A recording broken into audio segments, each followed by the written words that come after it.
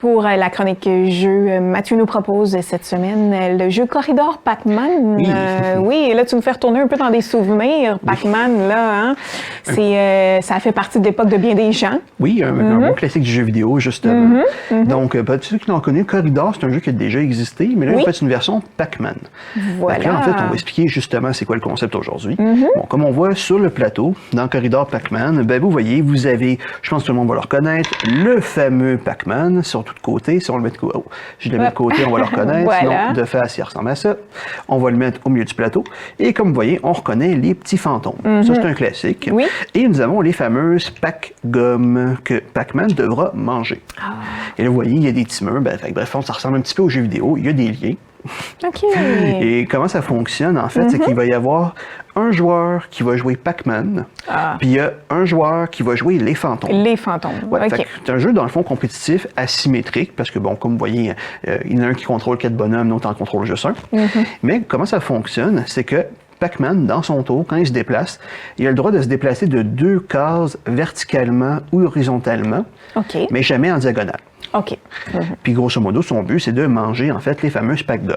Et de ne pas se faire prendre par les fantômes. Exactement. Parce que si un fantôme arrive sur la même case que Pac-Man, ben en fait, il perd des vies. Ah, ça, c'est les vies à Oui, côté. parce que Pac-Man en a 3. 3.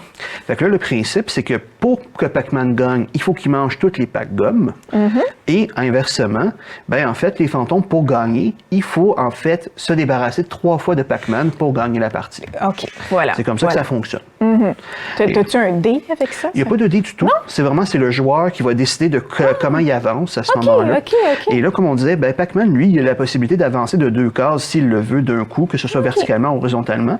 Les fantômes, c'est que d'une case. Juste une. Oui, par contre, s'ils ont en visuel Pac-Man, ils ont le droit de déplacer de 2 cases à ce moment-là. Quand tu dis qu'ils l'ont en visuel, Je te donne un exemple. Mettons, tu vois que le fantôme qui est là, ben, il y a une ligne Il est dans dégagée. la même ligne. Et ben, D'accord. si, mettons, il avait... il est un petit peu rond, Pac-Man. Fait que je donne un exemple. Encore une fois, le fantôme qui est là, ben là, il n'est plus dans la même ligne de vue. Fait qu'il peut juste se déplacer d'une case. OK. Mais les autres fantômes pourraient se déplacer de 2. Ah oui, parce que lui, il est là. Et voilà. D'accord. Fait que là, en fait, tout du long, c'est comme C'est 2 Pac-Man. ou 1 à chaque fois, le pourquoi il n'y a pas de dé. Exactement. Mais dans le fond, en fait, c'est comme une espèce de jeu de, comment je dois dire, chat et, le chat et la souris, parce que grosso modo, Pac-Man essaie de se sauver, en fait, des fantômes. Et, en fait, ce qui est intéressant, par Les contre... petites boules restent toujours là, eux autres. Ils bougent pas. Et dans le fond, quand Pac-Man mange une des gommes, ben en fait, il a le droit de manger un fantôme seulement dans ce tour-là.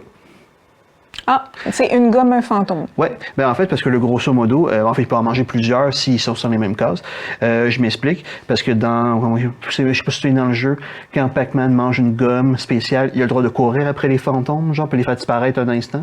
C'est un peu le même principe qu'ici. OK. Quand il mange une Pac-Gomme, ben il a le droit, de se déplacer de 3 cases s'il le veut.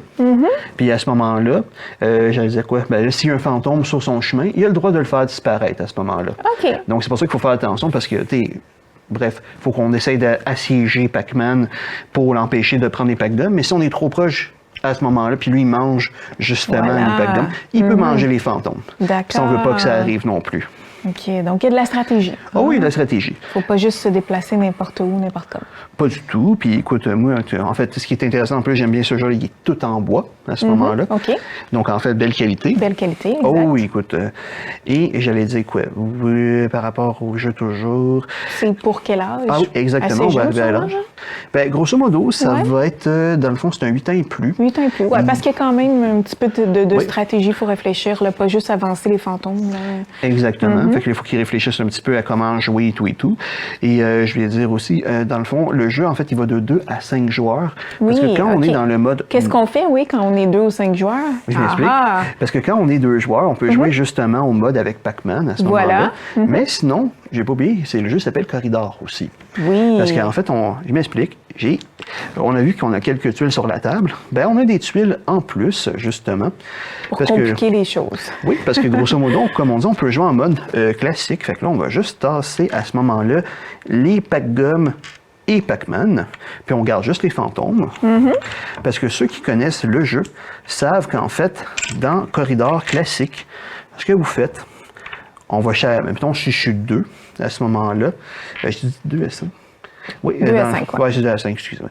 Ben, grosso modo, en fait, j'allais dire, ben là, vous pouvez jouer à 5 à ce moment-là parce que vous avez Pac-Man, mais habituellement, ce qu'on fait, c'est qu'on va prendre les fantômes. On va se mettre un fantôme. Oui, mais si on avait été 4 ou 5, mais là, on se serait mis de chaque côté du plateau, puis on aurait mis un autre joueur à ce moment-là. Mais à ce moment-là, ce qu'on fait, c'est qu'on se met de part et d'autre du plateau. Puis le but pour gagner, c'est simplement de traverser jusqu'à la ligne adverse. Ah, voilà. Mais là, attention, c'est pas aussi simple que ça. Oui, c'est ça. Hein? Dit comme ça a l'air assez rapide. Ça va être super rapide, puis ça va être très ennuyeux parce qu'on va aller en ligne droite, puis c'est fini. En fait, dans le jeu, vous avez 2 actions possibles. Soit d'avancer d'une case votre personnage, que ce soit, en fait, jamais en diagonale, mais un peu en croix, comme on veut. Encore une fois, c'est toujours... Ouais, sur la diagonale, dans le corridor, c'est interdit. Parfait. Ou sinon, de poser un mur. Parce qu'en fait, notre but, en fait, un peu, je ferais ça, en fait, c'est de nuire à l'adversaire pour le forcer à contourner. On peut jamais enfermer quelqu'un, mais on peut le forcer à contourner. Ça rend les choses plus longues pour se rendre au point. Exactement. Mais l'affaire, c'est que quand tu poses un mur, tu bouges pas. Oui. Fait que là, il faut doser en fait, la bonne chose entre avancer, bloquer l'adversaire. Pour faire attention, c'est parce qu'on est sur le même champ de bataille. Fait que si moi-même, quand je passe, il faut pas trop que je me nuise non plus, parce que j'ai beau nuire à l'adversaire, mais aussi, il faut que je passe par là à un moment donné. Puis quand les murs, on les place, on peut autant les mettre horizontaux que verticaux à ce moment-là. Et j'allais dire, il faut toujours que c'est un détour. Là. Oui, à ce moment-là, oui, il faut faire vraiment des gros détours et tout. Mais bref, fait que donc. Puis on les place quand, ces murs-là? C'est dans ton tour, tu choisis. Dans ton tour, soit tu avances, soit tu poses un mur. C'est un ou l'autre. Un ou l'autre. Ah, parfait. Donc ça, c'est la version pour plus de joueurs. Oui, ça, c'est la version corridor classique. Mais on peut aussi jouer à 2. Oui, tu peux jouer à 2 aussi. Tu peux jouer à 4 joueurs, jusqu'à 5 joueurs, pardon. Donc, en fait, il y a plein de possibilités à ce moment-là pour adapter le jeu. Mais c'est pour ça que nous, on aime bien, parce que Corridor, c'est un vieux classique. Mais là, ils ont fait cette année le Corridor Pac-Man. Donc, bref, ceux qui aiment bien le jeu vidéo vont bien aimer cette version-là. Ça amène un ajout au jeu. Exactement.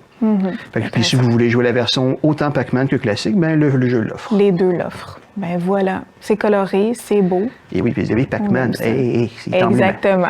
Mathieu est bien content, en tout cas, de l'avoir. Il était le fun à jouer. Quand j'ai testé, il était super le fun. Oui, exactement. Le temps des fêtes s'en vient. En plus, Mathieu, on ajoute sur notre liste de Noël du plaisir avec les enfants. Hein? Autre chose à faire? Oui, ça fait différent des... Ça fait différent qu'on ne dira pas des cellulaires. C'est un Voilà. Donc, Mathieu, un gros merci pour cette belle proposition, encore une fois, cette semaine. On se retrouve la semaine prochaine. Merci à vous autres. Bye-bye. Bye.